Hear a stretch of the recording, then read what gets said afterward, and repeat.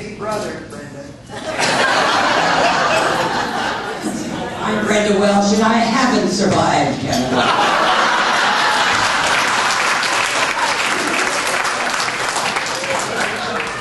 I am Kevin's older sister, although looking at Kevin, you wouldn't know that.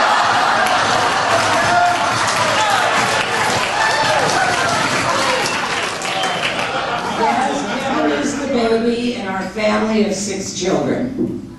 However, by the time Kevin was born, all the good genes had been distributed.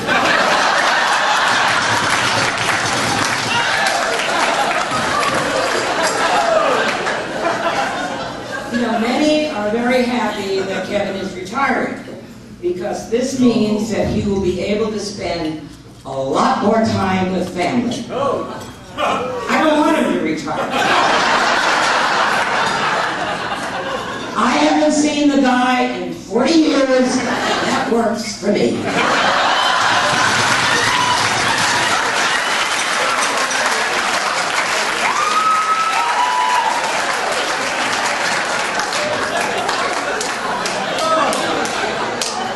However, Kevin called me on the phone, told me he was going to retire, wanted me to come to this dinner. He damn near begged me. It was embarrassing. And I had a lot of other things I'd rather be doing, but I wanted to be graceful to my little brother. So I accepted his invitation. Then I found out I had to buy my own ticket. The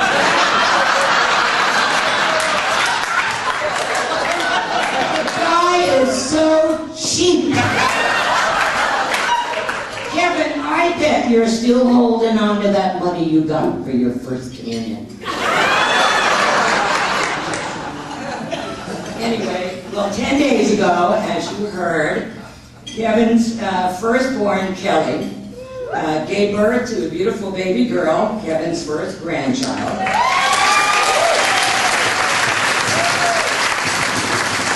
So obviously the new parents couldn't be here tonight, and we're probably happy they had a very good excuse. But Kelly called me and asked me to do her a favor, and of course I could never say no to Kelly. She has written a letter to her dad, and she asked me to read it to you. Hang on.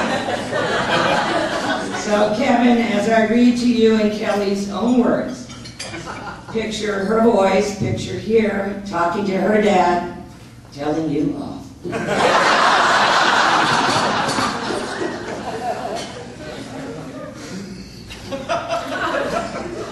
Kelly, you owe me, believe me. Dad, as your firstborn child, I have a duty to thrash you. So in your own words, belay there.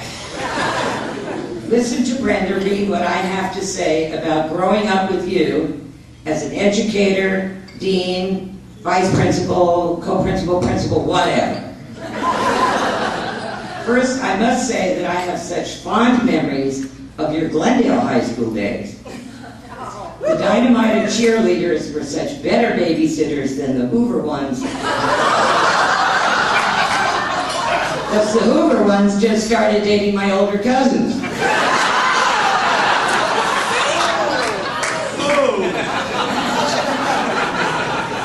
I'll never forget the club you started for me and my kindergarten friends. KIDS, Kids. Kelly's Irish Dynamiters. You wrote a theme song to none other than the Notre Dame fight song, and it went like this. Cheer, cheer for Kelly's new club. It's called Kids, and you can't be a dad. Secret parties and lots of relaxing, but you must dance faster than Michael Jackson. Heaven's words. I love going with you to the Glendale High football games and events, wearing my red outfits and being put on the shoulders of the cheerleaders and shouting, "Beep tornadoes! Beep, beep tornadoes!" One day, you talk together. One day, out of nowhere, you told me something that could only crush a 5-year-old girl's heart. You were leaving Glendale and taking a job with the enemy.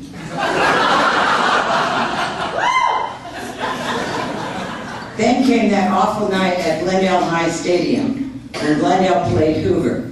As usual, you let me tag along, but you forced me to wear purple and carry the purple pom-pom. As we walked by the Glendale sidelines, the entire bleachers started yelling, "Traitor! Traitors!" And they booed us. I was so ashamed, and I started crying. I even hit you and threw down all that purple crap. It was a lot to deal with. I had to cancel the kids' club and explain to my friends that you, the leader of the club, were only a traitor. Everyone had to turn in their red folders and pencils. I blame you for ruining those wonderful childhood friendships and for totally destroying my trust in my dad at such a young age. But I adapted, slowly but surely, to the Hoover transition. I liked that when I went to visit you, Mrs. Bizet would always give me money.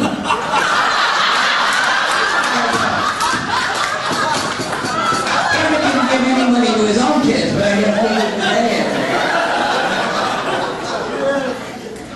But Dad, the BGD was a bit much.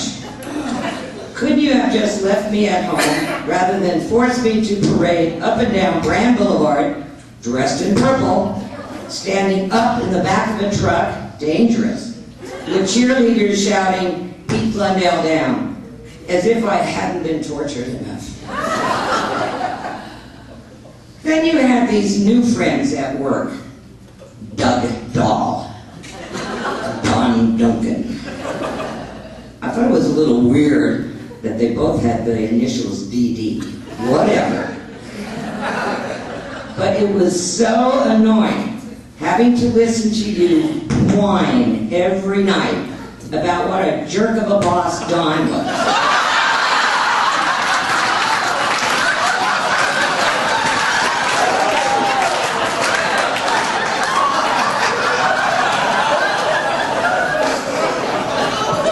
And then how you hated having to endorse scuba stories from Doug. But I remember distinctly the day that I really began hating you going to work at Hoover. I was out of school for some Catholic holiday that the tornadoes don't celebrate. And was sitting calmly in your office coloring, when all of a sudden chaos erupted. A dude came screaming into your office, covered in blood. Teachers and other students followed. Another guy had gotten in a fight with this guy and pushed his head through one of those thick glass windows. You immediately asked your secretary to take me outside. As I went outside to be removed from this traumatic situation, I saw a man in handcuffs being carried away. As the police shoved him in the car, he yelled, "I'm gonna kill you, Welsh! I'm gonna kill you!" Again, I was in tears and was terrified every day my dad went back to work. You know, you tried for years to tell us that the gang members of TVR and the West Side Locos loved you.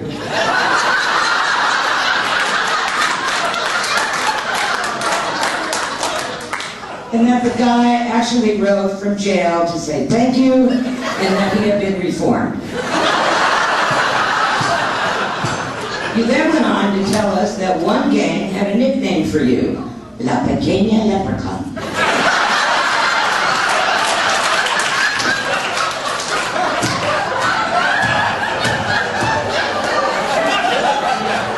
Nice try, Dad.